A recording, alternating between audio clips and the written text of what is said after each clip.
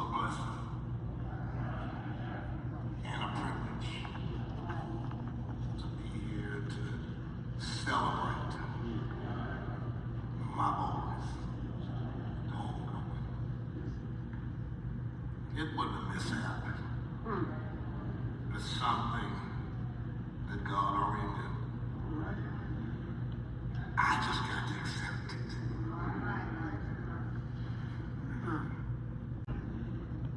I just got to accept it. I'm thankful for the 47 years that we spent together. I mean, 47 years he was in my hair. Amen. It could have done. But I thank God for Pete. And I thank God for his wife, Tori, my other Pete, repeat, and little bitty. I'm gonna have to call you Pete or something. Amen. Amen. Thank God for him. And I thank God for his mother. Amen. And I thank God for his other mother. Brothers and sisters and all that. Can we just call ourselves family today? Amen. You don't need to go through all this. This is who and this is that. You're family. And I don't know. I will try. That's all I can tell you. I told everybody asked me how could I do it. I'm just going to open my mouth. All right. And let the Lord do the rest. God bless. Amen. Somebody asked me, was I bitter? No, I'm not. No, I'm not bitter. I would be bitter if I never had the chance to spend 47 years with my son. All right. And I can really say out of the 47 years, I may have missed 2 days of not being bothered with him. And I thank God for him. My business partner, my headache. Amen.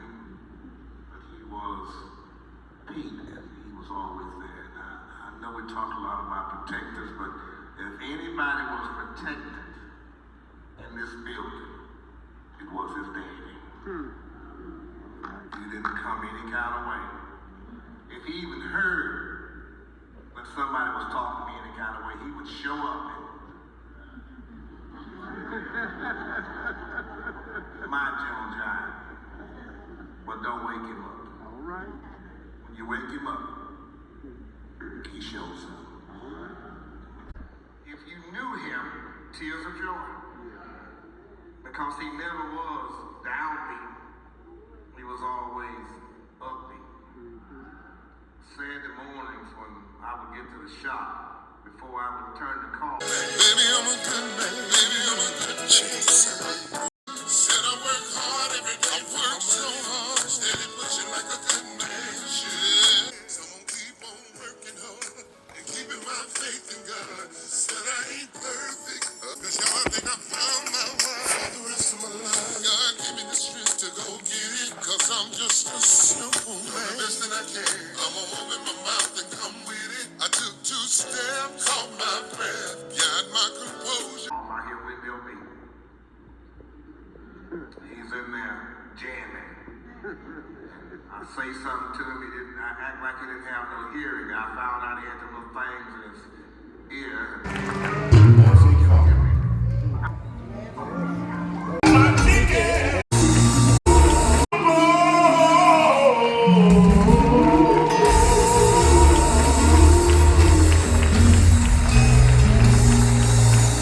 John 19, chapter 30 say, when Jesus had received the sour wine, he said, it's finished. Then bowed his head, That's it. and he gave up his spirit. He died. Amen. But he was my boy. And Lord knows I thank him for what he did. I appreciate it in my daughter, people in the family, I was able to talk to the lady's mother on last Saturday and her brother. They got shot, and I got through and we talked, and I said encouraging words, and when they got ready to get on the phone, I said, "You mad at me, Corey? The only way you can settle this thing, the only way you can settle this thing, family and everybody else, is trust God. That's it. Ain't that gonna happen? The only way you can do it is have the same spirit God has and do what you have to do. Amen. Amen. People, I hadn't said a whole lot to anybody. All I've been doing is encouraging and letting them know God's got it. Do you know when God's got it, you don't have it? Come on, help me. Do you know when God put his arms around you, people cannot bother you? Do you know when God put his arms around you, you can bust down a wall without any? Do you know when God got it, you can do anything but fail? My son, a few days ago, God had him. Amen. I heard Reverend Jordan say he was foolish. No, he was weak. There's enough cowards in the world. Enough fools in the world.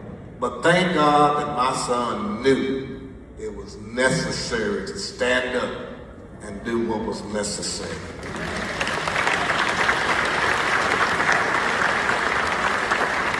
He don't ever have to have his name in lights. He don't never have to have a book wrote about it. He's never got to be on TV no more because he's right here.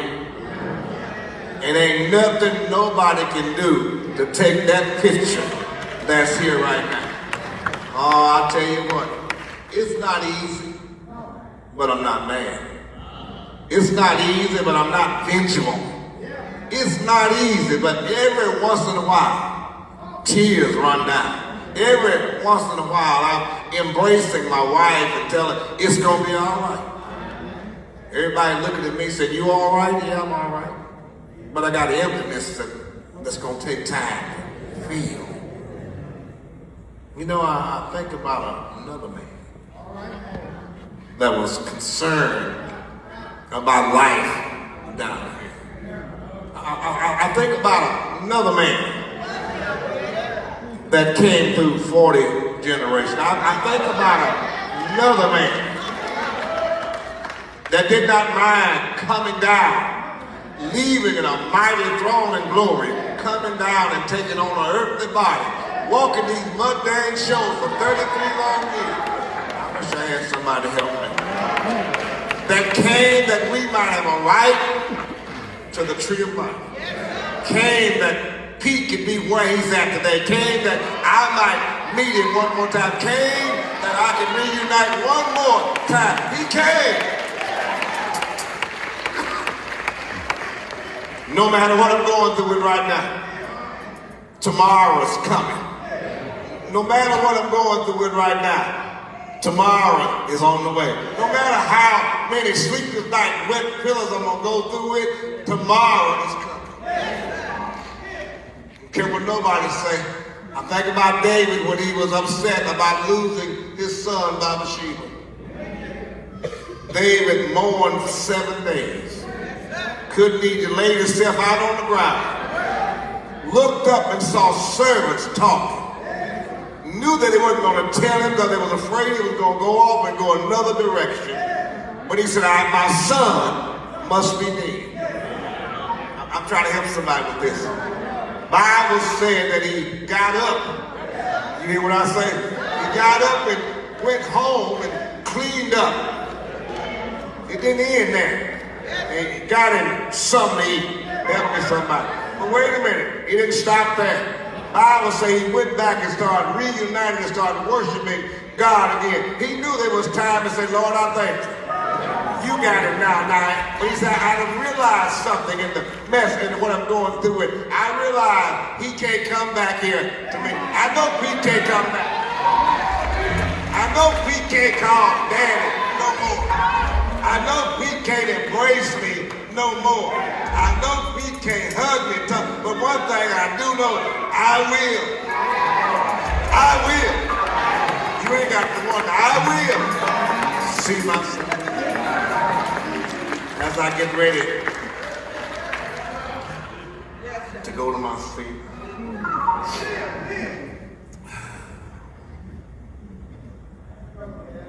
Help me, Lord, help me. Reminded of a story I was told a few days ago. This preacher lost his son. Bitter. Questioning. Nothing went right. Couldn't even pray like he needed to pray. But he looked up to heaven. He said, God, I want to know one thing. Just one thing I want to know. Where were you? Where were you when my son died? Why weren't you there? Why didn't you? God gave him a minute. He asked him. He said, I want you to know something.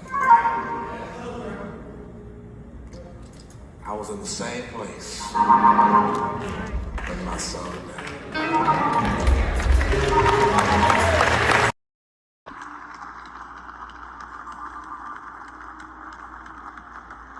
Daddy Eddie Hill Sr. God bless you.